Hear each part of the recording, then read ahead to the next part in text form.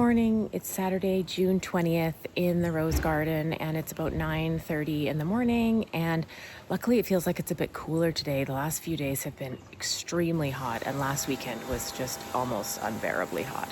So we're gonna take a look at the roses. We're gonna get on with some of our projects. So starting here with Iceberg.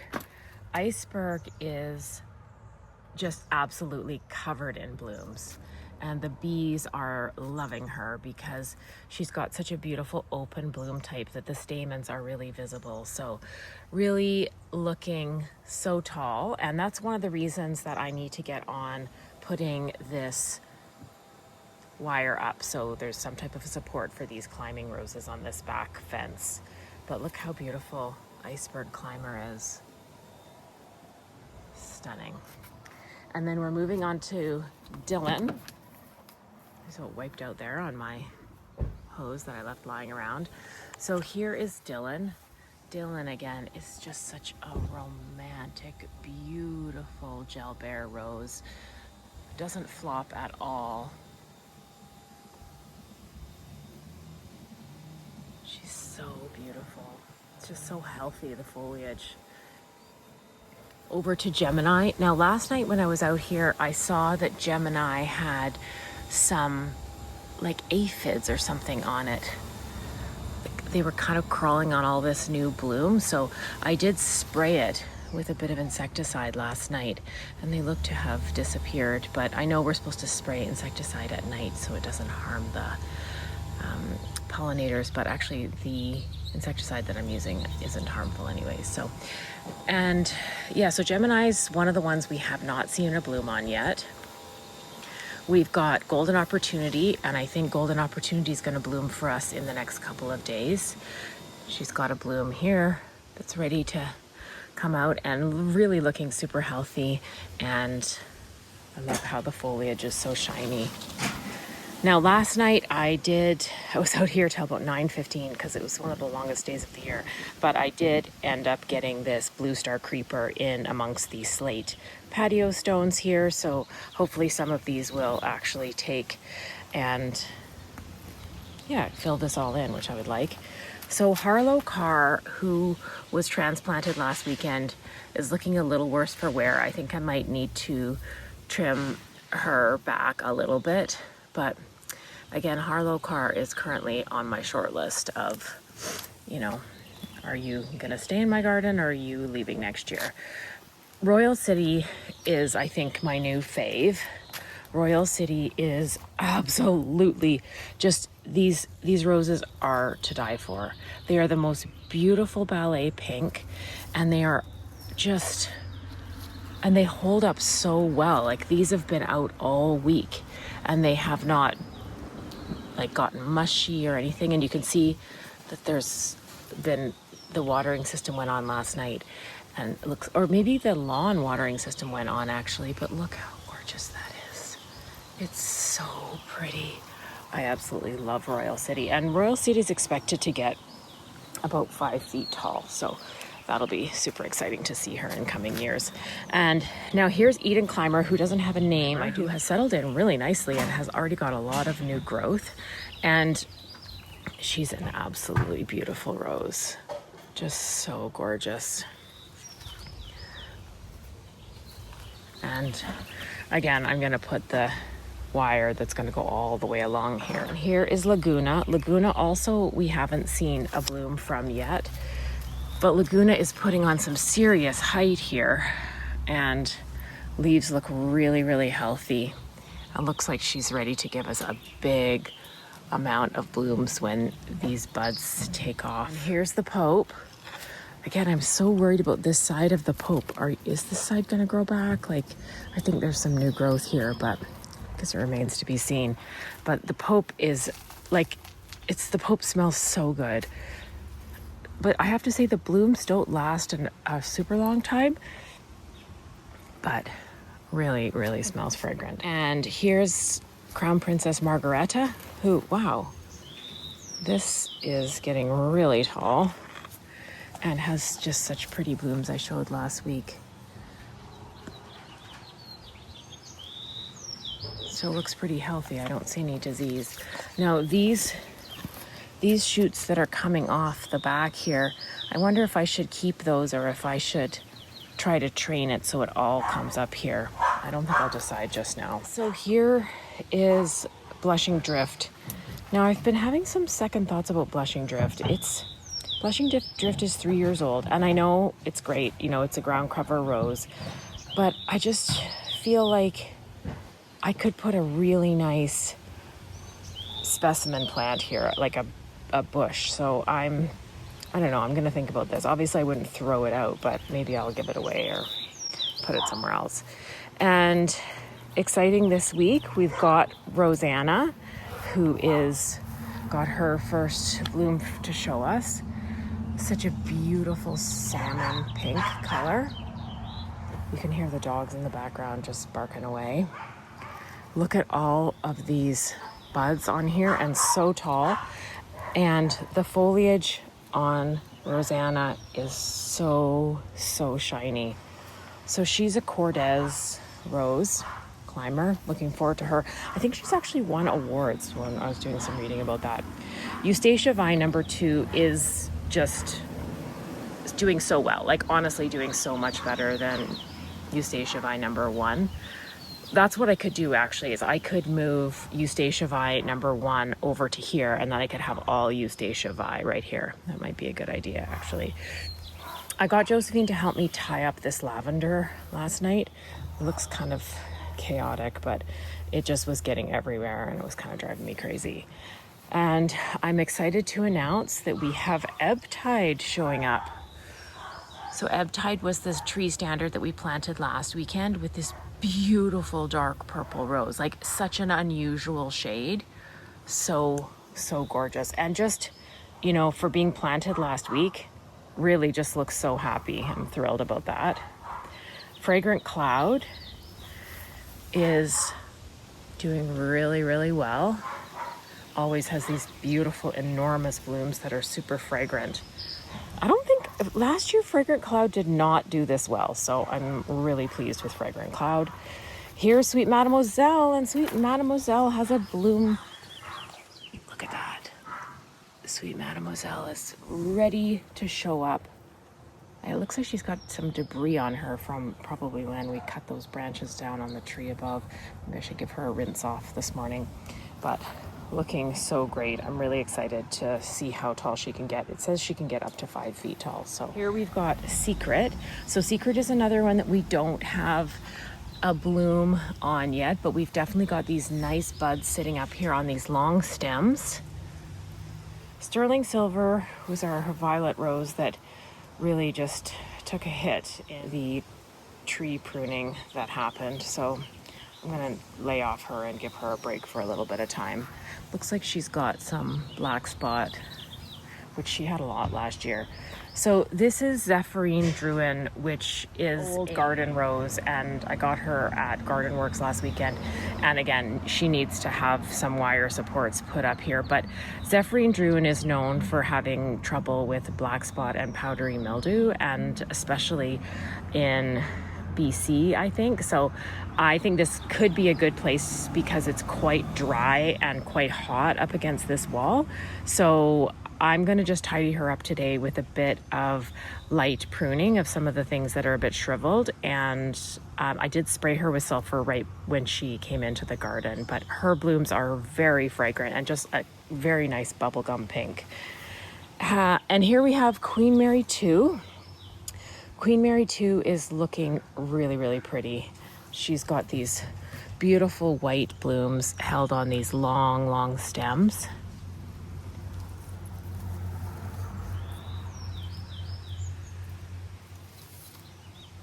She's going to give us a lot more blooms too with all of these buds setting up here. And here is Love's Promise.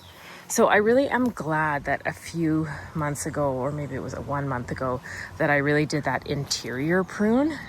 And I made sure that the interior here was nice and open, because now Love's Promise is in this nice vase shape and everybody's held on these individual stems, and there's a lot of good airflow through the center, which I think is really healthy for the rose. And you can see Love's Promise. These are at least a week old and they're still looking really pretty. And they do really well inside as well as cut flowers. Here's Westerland. And Westerland, I just love the color of Westerland's blooms. The blooms don't last too long, but they are so pretty. And Westerland is doing much better this year than last year. And I'm not going to train her obviously on the wire behind here. I'm going to train her on this stand-up metal trellis. So, but she's putting out some really nice long canes, which I'm excited about. Here we have Secrets Out. And Secrets Out is a hybrid tea, a white hybrid tea. And the thing with Secrets Out is that she's got just a very blush pink center, which kind of makes her a little bit different from Queen Mary II and Pope John Paul, which is just pretty. And it fades a little bit in the older blooms to kind of a very light apricot center. Some of these blooms look a little gnarly. I'm not sure what happened there, but I'm really happy. The canes look really nice and strong. And behind her is the second Zephyrine Druin, who's got all this sulfur on her, but that was just because I wanted to treat the powdery mildew that was there. So yeah, so we'll be putting the wire up later today. And the star of the garden this week is Strike It Rich. Like, check this out. Strike It Rich is absolutely going crazy with all these blooms. Strike It Rich is such a beautiful orangey yellow. It's just like almost sunshine. And then as the blooms age on Strike It Rich, fades to these edges with these beautiful pink, just a blush pink on the edges of the blossoms. Seems to depend on how much heat the blossoms get, because if they're tucked away behind, they don't get as much pink on the edges, but these ones that have been facing south really get a nice pink edge to them. But really impressed by this, and also just super impressed by the strength of these canes that are coming up this year. And also I can see that my interior pruning has been valuable here, because we've really got a nice face shape there. William P.J. McCarthy, who's a newcomer to our rose garden, is just absolutely performing at like an absolute ton of blooms. Really looks like an Austin in the shape of the blossoms. Shiny leaves, very strong. It seems like these Jalbert roses that I got this year have just really strong infrastructure stems, which I'm so glad for, because some of the David Austins seem to just flop around. So here's Claire Austin, and she's just really a pretty one. She doesn't last long. Her blooms tend to disintegrate, but she is such a pretty romantic cottage garden rose. Here's Gertrude Jekyll, who got the spot of Harlow Carr. Gertrude has some black spot, so we'll have to keep an eye on her. I'm gonna fish fertilize. Did I fish fertilize her last week? I can't remember. Here is Marilyn Monroe. The Marilyn Monroe is just so beautiful. There's Marilyn Monroe. Absolutely stunning. And here's Golden Celebration. Golden Celebration, she had a huge amount of blooms last 2 weeks, and now she's kind of taking a little bit of a rest. And here we have Princess Alexandra of Kent, who, you know, again, I feel so bad for being hard on her. And here's Eustacia Vi, number 1. And I really do think that if it's already mid-morning and these 2 are getting shaded, these 3 are getting shaded, we're going to need to make some changes for next year. I mean, I could put other plants here. I could put some hostas. I could put, you know, maybe an acer or something else, but I need to move these roses more into the hot sun area. So anyways, we're going to get on with our tasks today, and I'll keep you posted on how the trellis building goes. I bought the wrong stuff, so I'm going to return things that I bought last week, and I think I'm going to get a heavier gauge of wire. I'm going to go into Home Depot, do those returns, and I might have to take a look at the Home Depot Garden Center to see if there's anything good on sale. But I am going to get the parts to put the wire lines up on the fence for the climbing roses. So this is what I've selected to get. So I've got this 4-strand 20 gauge galvanized utility wire. I think this will be good. And then I've got these screw eyes to put on the fence. And I've got these turnbuckles.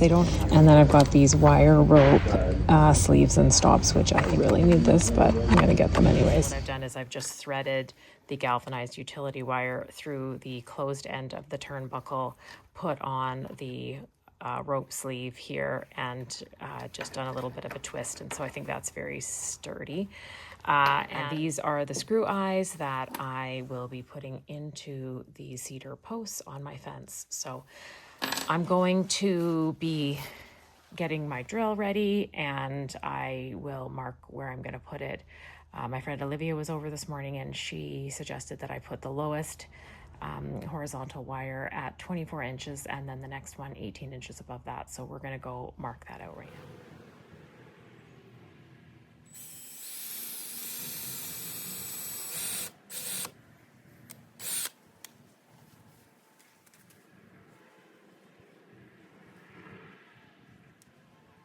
Lunchtime. It's just around lunchtime, and I finished installing my wire supports for the climbing roses. So as I showed you before, I've got the turnbuckle. I always wear surgical gloves, it's just so I don't get my hands dirty, and twist it along. So this spans 4 posts, and I think I will need to, once the roses get taller, I'll probably need to put another one here, maybe up here, but I'm just going to do this for the time being. And I also installed the exact same situation here. Goes all the way along there.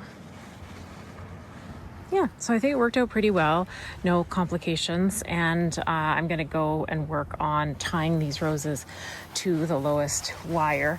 Now, I'm not sure what to use to tie the roses in because I have a variety of fastener. These are the options that I have for tying in the roses. I've got this Velcro tie, which seems to be a little bit less sticky when it gets really wet. This torsion soft twist, this worked very well for the rose standard trees, but I don't know if it's necessary because it's maybe a bit overdoing it for the purposes of tying in the climbers. This I like because it's really easy to tie into a knot.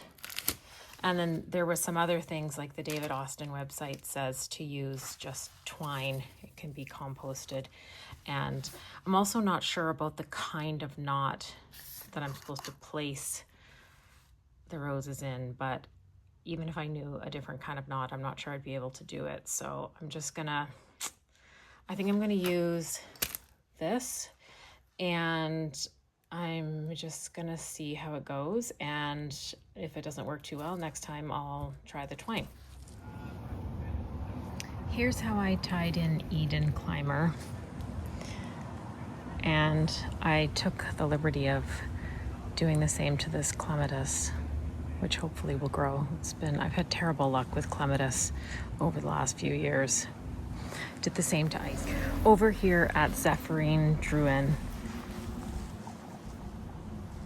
I trimmed a bunch of the lower growth off, which had a lot of powdery mildew on it, and also any branches that were coming out this way. And so I've tried to move everything in that direction to the wires. And Zephyrine Druin number 2, I think it's Zephyrine Druin, but I'm going to say Druin.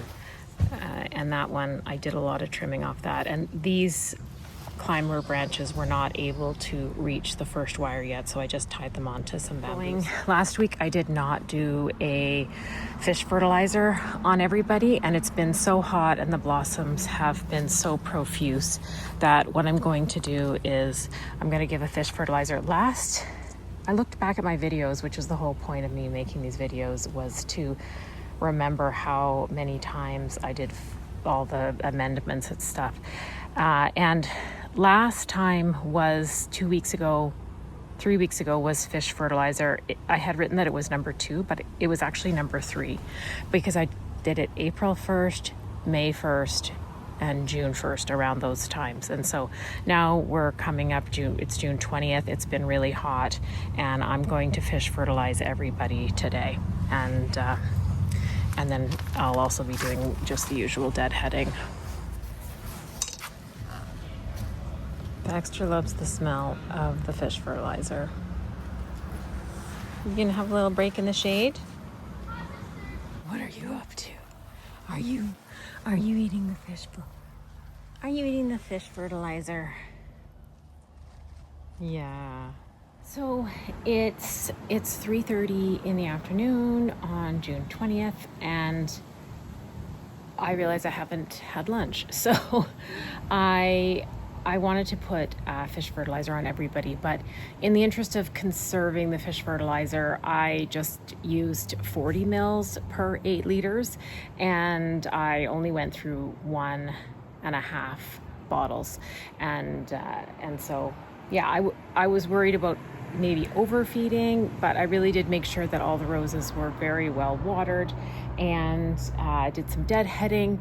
And you know, I am a little bit worried about sterling silver because now all those blooms broke off and there's not many leaves left, and some of the leaves have some black spot on them. So I mean, what can I do? I just have to watch and wait. And yeah, so I feel like the garden is looking fantastic. I need to just be really satisfied with how it looks now, although I keep thinking about what am I doing next year. So I'm really trying to stay in the moment here. I'm going to do a walkthrough and show you how it looks before I sign off. We're starting from the end with Eustacia Vi and Princess Alexandra of Kent.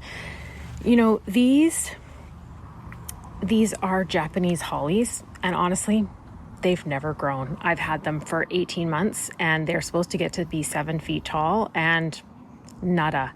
I think that it might be because when my gardener built this garbage area, there is landscape fabric all underneath here, and I worry that maybe it needs deeper roots, and that's what's preventing it. So I really want something to block these garbage cans. So next year I might come up with some type of a fence or something to block it, because it's just not nice. And I'm also gonna move some of these roses, right, because these are a bit too shady in the early part of the day. So, but this lavender's gone crazy. I don't know what makes the lavender go so tall. I haven't been fertilizing the lavender, but a lot of the lavender around my neighborhood is much shorter, and I kind of like shorter lavender, so I'm not sure. And then we've got Marilyn Monroe and Gertrude Jekyll. Eek! I'm a little bit worried about her. Planting something in the heat of June is probably not the best, but fingers crossed she'll make it. And I'm so happy with William PJ, Claire Austin. And I don't think that those wires that I put up are too much of an eyesore. They're kind of blend into the distance, which is great. And Strike It Rich is just so remarkable.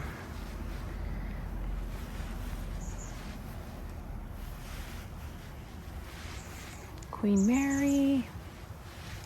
Yeah, see, there's sterling silver, kind of a shell of what she once was. Waiting to see what Secret looks like. Fragrant Cloud. We've got Sweet Mademoiselle blooming. We've got Ebb Tide. This Eustacia is just doing so well. Rosanna, look at this. I realized I was doing some rose reading last night, and Rosanna is actually in the World Hall of Fame, which blew my mind. Waiting to see Golden Opportunity. Waiting to see Laguna.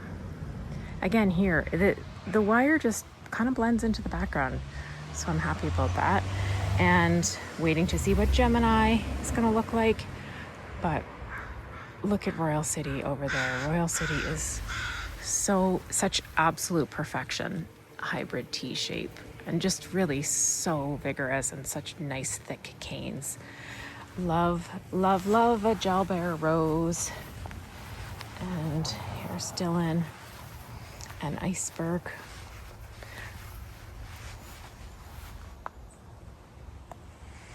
A fantastic day in the garden, and I'm just going to really make sure that next week I really keep my eye on my watering and don't let anybody dry out, especially those few that I mentioned. So anyways, I hope everybody has a great week.